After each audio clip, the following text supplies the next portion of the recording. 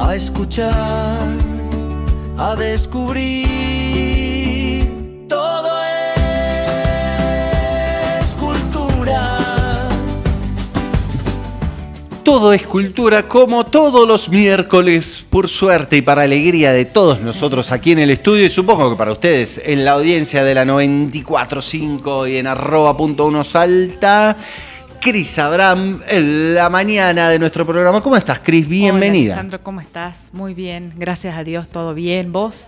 Muy bien, por suerte. Te agradezco y siempre es contento cuando me decís, che, puedo, el miércoles puedo. Sí, te agradezco siempre bancarme. Sumergirse. Exactamente, sumergirnos, sentir y sentir con todos los sentidos. O sea, a veces eso que te comentaba, ¿no? Que los museos por ahí solamente apuntan a lo visual, a ver, y nos olvidamos de los otros sentidos, no solo desde el lado de sentir, sino también de la inclusión, ¿no? Hay gente que tiene algún tipo de discapacidad que no puede ver o ve de otra manera. Entonces, esta cuestión de agregarle a los museos los sentidos, creo que también tiene que ver con la inclusión. ¿Qué tiene que ver, perdón, digo, en algún punto, digo, lo que vos estás contando es lo que se hace, digo, el concepto tal vez es el de la muestra inmersiva, ¿no? Exactamente, que hemos tenido el gusto de que venga acá a Salta la muestra inmersiva de Van Gogh. Ahora hay varias, pero bueno, esa fue una de las primeras, que es como que te meten en las pinturas, en la mente, en estas sensaciones, estas emociones del artista. Y bueno, reflexionando sobre esto y pensando, bueno, siempre relacionamos por ahí lo inmersivo con la tecnología, con el tener una pantalla, con el poder tener un dispositivo. Pero bueno, yo tuve el privilegio, el gusto de hace unos años poder viajar y conocí el Museo de Ana Frank, cosa que le recomiendo a todos que entren a la página web, Museo de Ana Frank. Ahora lo vamos a estar mostrando también. Y que está en Países Bajos, en Ámsterdam. Y realmente ese es un museo inmersivo desde lo emocional, porque no es a través de pantallas, sí tenés una audioguía en tu idioma, por supuesto, y quería compartir esta experiencia con ustedes. Tenés una audioguía donde vos en cada lugar que vas ingresando se va, bueno, disparando esta audioguía, que lo tenés solamente por auricular, porque uno de las cuestiones es mantener un silencio, hablar muy despacio. Es parte de las condiciones de entrar a esta casa, que es la casa realmente donde estuvieron Ana Frank y su familia escondidos durante 2 años, que se llamaba la casa de atrás. Adelante había una casa que estaba permitida, que era la casa de esas personas que los refugiaban a ellos, y atrás, pasando por una especie de biblioteca que se convertía en puerta, estaba esta casa de atrás. Ok. Y ahí es donde ellos vivían en un silencio absoluto para no despertar ningún tipo de sospechas. Ahí estamos viendo la Ana Frank House y lo que se puede recorrer ver. El museo a través de la página, tiene un recorrido 360 de cómo está hoy en día el museo, desde la entrada hasta el final. La emoción, la sensación es única y no es con pantalla, no es porque yo haya interactuado con una pantalla, sino es porque aquellos que diseñaron el museo, que el museo es la casa justamente, me hicieron sentir esa sensación y esa emoción de estar encerrada, de estar en silencio, de no poder hablar, de los pasillos estrechos, de esto que seguramente y lamentablemente han tenido que vivir estas personas.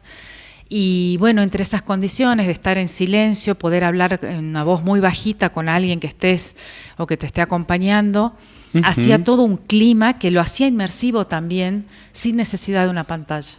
Lo hacía inmersivo desde lo emocional. En este caso, bueno, hacías el recorrido de la casa de afuera, que era lo que estaba a la luz, lo que se podía ver, lo que estaba habilitado, lo que estaba permitido, y después entrabas por una especie de biblioteca, como te decía, a esta casa oculta, a la casa de atrás, que le decían ellos.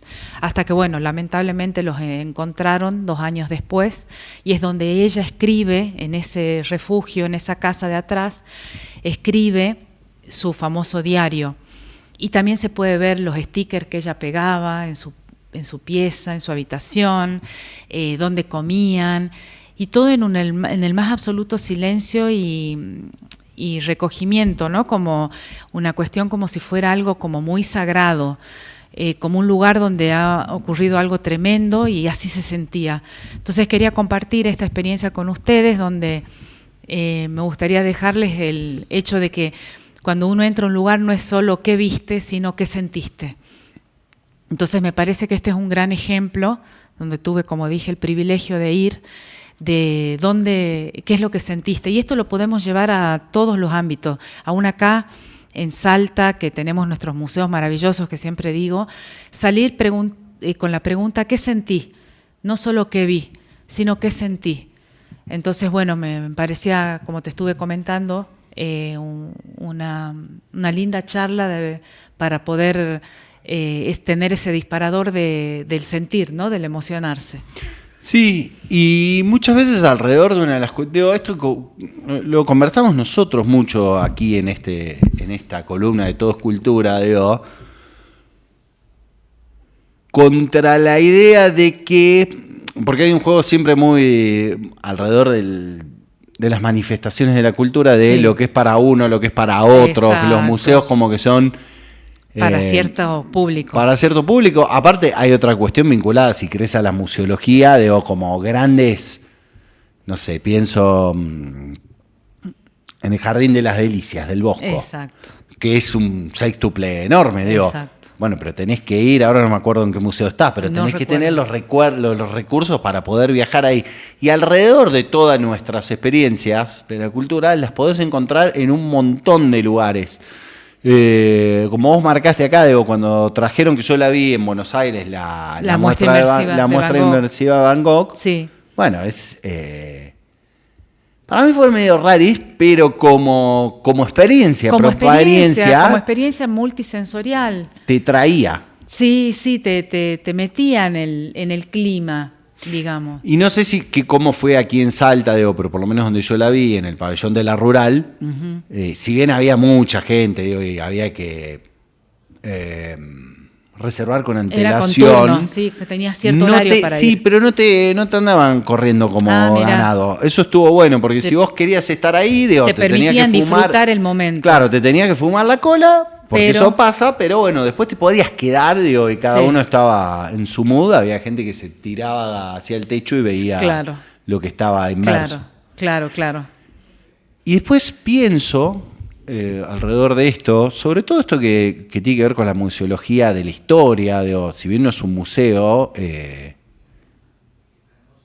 si alguna vez fueron y si pueden, uno dice vayan como si fuera fácil. Como si fuera así, andá a ver una obra de teatro, ir a la ESMA. A conocer Capucha y Capuchita. Por supuesto. Que es el sector dentro de la parte de detrás del casino, del ex casino de oficiales de la Armada, que era donde se tenía, en el sótano se hacían las torturas, y en estos espacios denominados Capucha y Capuchita, que están sobre la parte trasera del ex casino de oficiales de la ESMA, bueno, eran donde se tenían secuestrados a los detenidos desaparecidos antes de que los genocidas tomaran una definición que generalmente ya sabemos que terminaba en la desaparición física de estas personas. Estar ahí es tremendo. Yo tuve voy a decir gusto, porque no se me ocurre otra palabra, pero no es gusto, el orgullo en algún punto de poder recorrerlo con Víctor Basterra. Uh-huh.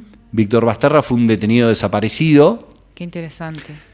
Que fue el que tomó la foto, fue el que recuperó los negativos. Qué fuerte, sí.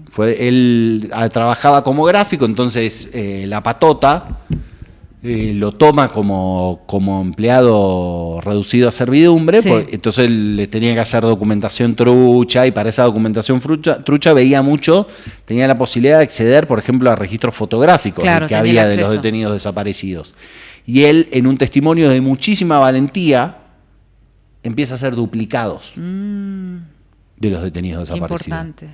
¿Sí? Y de hecho es uno de los primeros que que declaran en el juicio de la Junta, alrededor de esto, de poder mostrar lo que había sido. Y bueno, ahí viene la memoria, ¿no? Sí. Que es la base de todo lo que hablamos, el recordar y qué es lo que una sociedad elige recordar.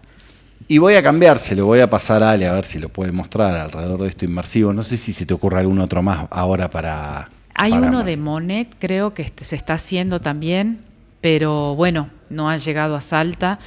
Pero esto de inmersivo también se me ocurre. Una de mis tesis en museología, la tesis para recibirme de museóloga, tenía que ver con la multisensorialidad de los espacios.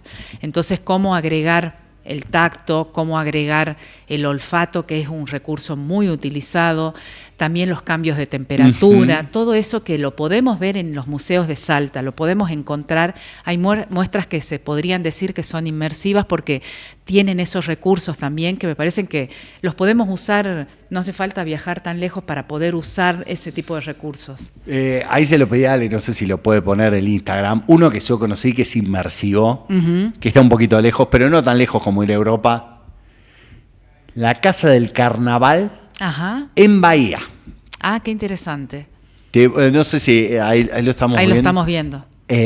¿Por qué? Porque vos entrás también, te pones auriculares, tenés obviamente piezas lógicas muy típicas de... Claro, del lugar. Del lugar, de la historia. Sí. Libros, instrumentos, el típico traje, pero después empezás a meterte en muestras que son propiamente no, y el otro que es una locura, pero ahora lo dejamos por otro día. Sí. Entonces vas viendo en pantallas, también con los Auri, historias de toda la historia del carnaval, del carnaval tradicional, de la ruptura entre blancos y negros, entre aristocracia y clases populares, cómo eso se va rompiendo, unificando, cómo se abre, cómo entra después y lo vas recorriendo. Pero tiene una parte de la muestra que no sé si capaz que aparece ahí. Entras a una sala, pantalla gigante, el cuádruple de esta, todo a lo ancho, Daniela Mercury. Ah, mira.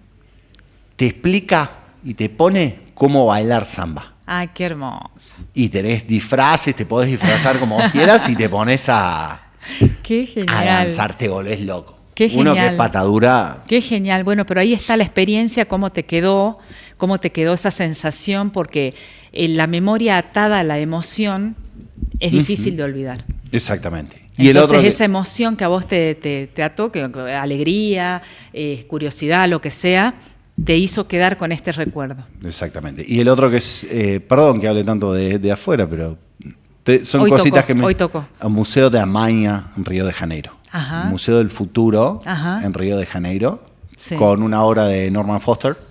Sí. Que recorres, y eso está bien armado para chicos, vamos a decir, de 8 años a los 15, 16. Recorriendo, bueno, que es toda, avanzás de cómo se inició el mundo. Claro, y te permite tocar y todo. Te permite tocar. Claro, experimentar. Por ejemplo, en una de las salitas, por ejemplo, son, ¿qué son las comunidades? ¿Qué es la vida de las familias? Claro. ¿Qué es la vida de la humanidad? Y son 2 pequeñas fotos. Bastidores con fotos de todo. Que hablan desde el deporte, la violencia, qué es la familia, qué son las casas. Claro. Lo que cada uno interpreta como que es una familia o que es la comunidad. Claro, pero trabaja en ese lugar, trabaja por trabaja por la saturación. Te sumerge porque vos ves la diferencia. Los contrastes. Los contrastes de lo que somos y cómo interpretamos y cómo creamos. Exactamente. La vida humana. Mira qué interesante, voy a investigar más sobre eso. Che, aparte, ir a Río siempre es lindo, si no puede. Así es. Bueno, Cris. Bueno, señor, muchas gracias y espero que nos veamos el próximo miércoles, si Dios quiere. Perfecto. Cris Abraham, inmersos en el arte, sumergidos en